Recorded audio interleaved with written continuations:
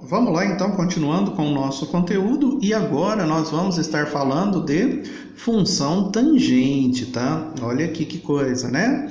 Então, a tangente, como vocês já sabem, como que nós apuramos a tangente? A tangente tem os arcos notáveis, né? Porém, nós também temos o quê? Quando esquecemos ou quando não lembramos, né, das medidas da tangente, o que nós fazemos? Pegamos o seno e dividimos pelo cosseno. Então, a tangente nada mais é do que o seno dividido pelo cosseno. Sempre que o resultado aqui, ó, tem que ser o cosseno diferente de zero, tá? Porque algumas tangentes não existem, tudo bem? Então, vamos lá. O que é tangente? Ó? Tangente, aqui eu tenho o ciclo trigonométrico, ó. Aqui está o ciclo. Então, é uma reta, né, que vai tangenciar o quê? Ó, vai tocar aqui nesse ponto, ó, ela está tocando, tangenciando, né? E aí eu tenho vários pontos. Por exemplo, ó, aqui é um ângulo, aqui é outro ângulo, aqui é outro ângulo. Então eu vou a partir do centro, passo pelo ângulo, encontro uma medida. Partindo do centro, passo pelo ângulo, encontro outra medida. E aí eu tenho a medida equivalente aqui, ó, no primeiro e no terceiro quadrante, como no segundo e no quarto, tá? O eixo das tangentes, ó, o tangente, ó, eixo das ordenadas, tendo como ponto de origem o ponto A. Então é sempre no sentido anti-horário. Bem tranquilo, né? E aqui, o que nós temos? Dá para ver que é bem fácil e bem tranquilo o que nós vamos estar vendo como eixo da tangente, ó. Aqui nós temos o ciclo trigonométrico, tá? Ó, domínio da função tangente é um conjunto de arcos, tá?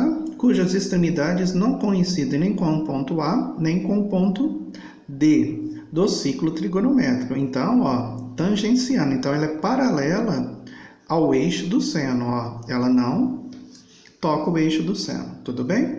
Então, qual que é o domínio da função? X pertence aos reais, tal que x é diferente de π sobre 2 mais kπ, né? Onde k pertence ao conjunto dos números inteiros, né? Então, vamos lá. A imagem é os números reais. Período da função tangente é um período de π, ou 180 graus, né? E aí fica mais fácil nós entendermos através de um exemplo, né? Vamos ver aqui o nosso exemplo. Então, de repente, eu quero apurar a tangente de 45 graus. Professor, mas a tangente de 45 graus está lá no ciclo trigonométrico. Ok, supomos que você tenha esquecido aqueles ângulos notáveis. Então, o que você vai fazer? Você vai pegar o seno de 45, raiz de 2 sobre 2, e vai dividir pelo cosseno de 45, que também é raiz de 2 sobre 2, certo? Então, aqui o que eu tenho? Ah, mas eu esqueci como que divide fração. Então, vamos lá. Ó. Pega o primeiro e multiplica pelo inverso do segundo, tá? Simplifica aqui, aqui, aqui, aqui. Importante, eu estou simplificando, eu não estou cancelando, tá? Porque se eu cancelar tudo dá zero, não é isso. Então, esse dividido por esse dá 1. Esse dividido por esse dá 1, né? Então, 1 vezes 1, 1 vezes 1. 1 dividido por 1, 1. Ok? Fácil e tranquilo, tá?